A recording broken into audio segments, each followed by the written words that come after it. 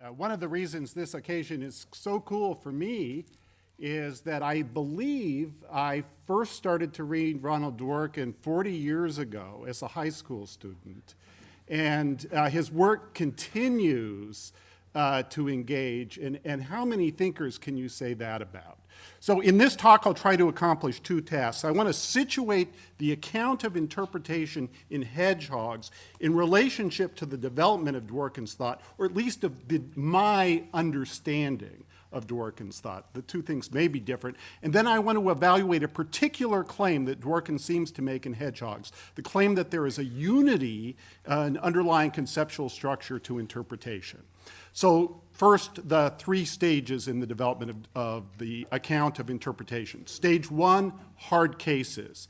In this early essay, Dworkin made a relatively sharp distinction between hard cases and easy cases, between the criteria of fit and the criteria of justification. And interpretation seemed, at least, to involve two steps. Step one, we identify the set of possible legal rules that fit the existing institutional history, that is, the texts of statutes, etc. And if there's only one rule that fits that history, we don't have to proceed further. We have an easy case. Step two, in hard cases, we select from among the rules on the basis of the principles or values that provide the best justification for that institutional history.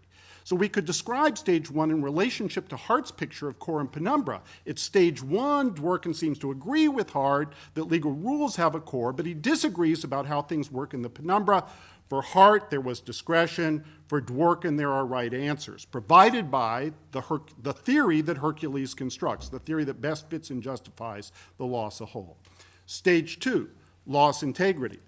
Dworkin drops or softens the distinction between hard and easy cases and seems to reject Hart's basic distinction between core and penumbra. Thus, law's empire seems to articulate a one-step theory of interpretation. Fit and justification are not two distinct moments in the interpretive enterprise. Justification does all the normative work. Fit merely identifies that which must be justified. Questions then arise. Critics have asked these questions.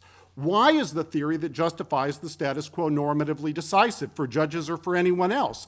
If there's a superior moral theory to the theory that best justifies our institutional history, then shouldn't we act on the basis of that better theory? Why should moral mistakes in the law control when a judge does what a judge does, even when the judge has discretion in Hart's sense? Right? Stage three, Hedgehogs. So Dworkin could have answered these questions in a variety of ways. There's a distinctive answer in Hedgehogs. Dworkin argues that both law and morality are interpretive. There's a general normative practice, interpretation, that law and morality, as well as a variety of other human activities, are best understood as instances of. It's interpretation all the way down. So summary. In hard cases, interpretation plays a limited role, limited to the zone that Hart might have called the penumbra of legal rules. In law's empire, interpretation governs all of law. In Justice for Hedgehogs, interpretivism governs all human activities except science. We might expect stage four, right? Where Dworkin becomes a philosopher of science. Okay, so is Hedgehogs right about the unity of interpretation? I'm going to read some quotes here. So here's what Dworkin claims. He begins chapter 7 of Justice for Hedgehogs in this way. You are interpreting me as you read this text. Historians interpret events and epics. Psychoanalysts and anthropologists, societies and cultures. Lawyers, documents, critics, poems, plays, and pictures. Priests and rabbis, sacred texts. All of these genres share important features that make it appropriate to treat interpretation as one of the two great domains of intellectual activity, standing as a full partner beside science and embracing dualism of understanding. We can call this claim the unity of interpretation thesis. What accounts for this unity? Second quote.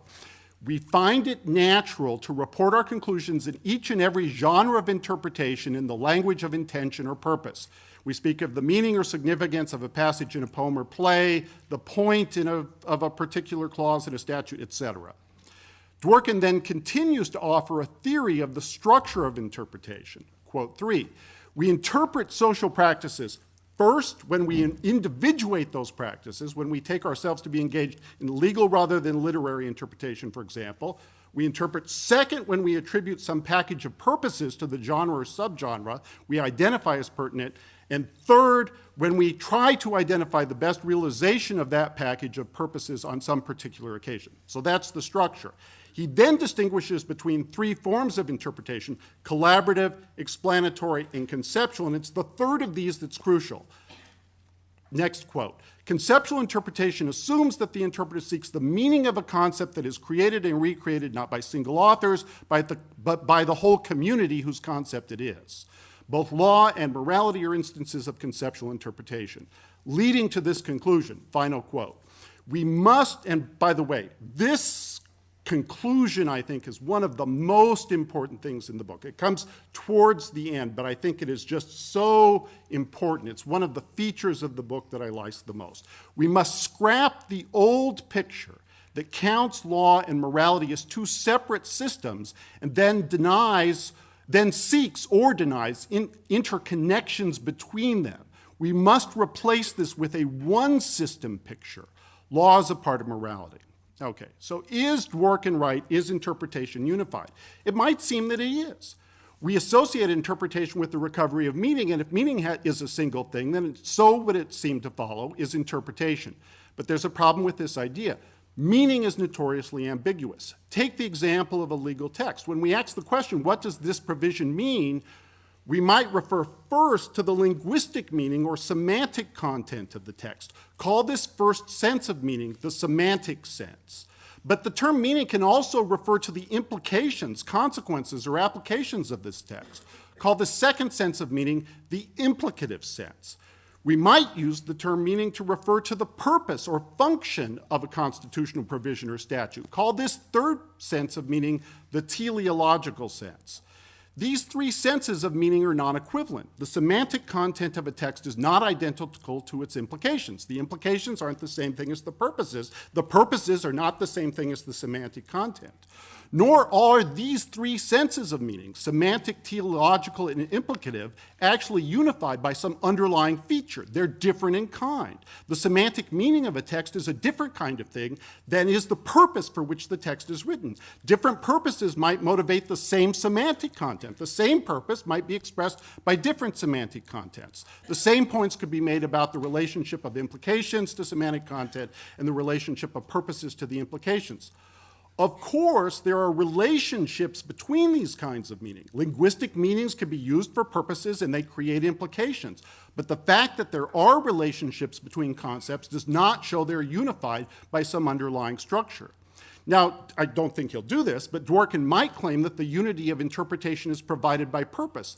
The vocabulary that I proposed, his claim could be understood as a claim that meaning in the semantic sense and meaning in the implicative sense could somehow be reduced to meaning in the teleological sense, but that claim would be simply false. These are three different things. Perhaps Dworkin is making another claim. He might be claiming that because interpretation is a purposive activity, the teleological sense of meaning is the primary or basic sense. But that argument would clearly be fallacious. A very wide range of human activity is purposive: running, eating, playing, working, etc. But it does not follow from the fact that running is a purposive activity that running is necessarily a form of interpretation, which it's not. With this point about meaning out of the way, let's turn to interpretation itself. Lots of activities can be called interpretation. The performance of a symphony. When a scientist tries to determine the implications of an experiment for the confirmation or disconfirmation of a theory, we can say he's interpreting the results. When a translator tries to determine the linguistic meaning in English of a text written in Mandarin, the result is an interpretation of the text.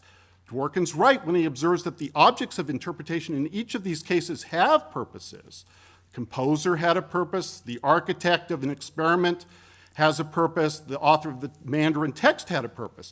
But the aim of interpretation in each of these cases does not need to be a recovery of purpose. The scientist who wants to know whether the data from an experiment confirm the research of of his hypothesis. That's what he wants to know. His interpretation of the results is surely not aimed at discovering the purpose of the experiment, which he already knew before he looked at the data. In some cases, activities that we call interpretation aim at the discovery of facts about the world. The scientist and the translator engage in this kind of interpretation. These activities are simply different in kind from the kinds of activities unified by Dworkin's theory. In other words, interpretation is ambiguous, refers to many activities, and they are not unified, not even by family resemblance. There is no such thing as the general activity of interpretation in Dworkin's sense. Now, does that undermine his conclusions? Not necessarily. And I'm very glad Ben Zipursky talked about sort of the constructivist interpretation of Dworkin in an earlier and longer version of these remarks. That's where I would have gone next. Thanks.